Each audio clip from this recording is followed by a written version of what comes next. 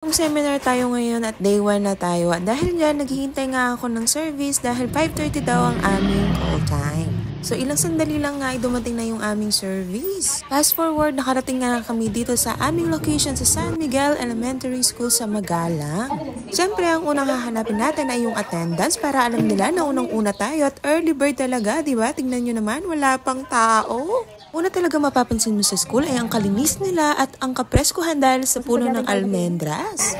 At siyempre, binigyan pa nga kami ng token na ngayon nakakahilong matrix.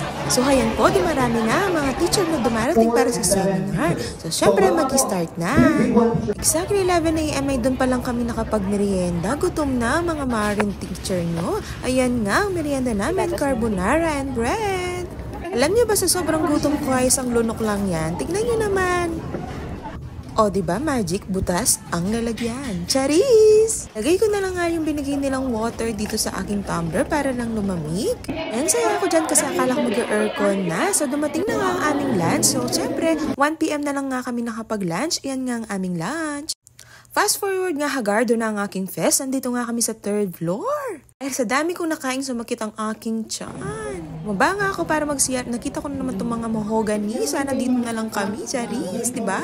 Paano naman kasi akyat ng akyat, baba ng baba? Reading and literacy and language na nga itong subject namin. Ito na nga itong aming merienda na tinatawag na bulagta. Feeling ko sa susunod kami na ang bubulagta, Charis. So, thank you for the day 1 seminar. Pauwi na ang aming mga madam. Babu!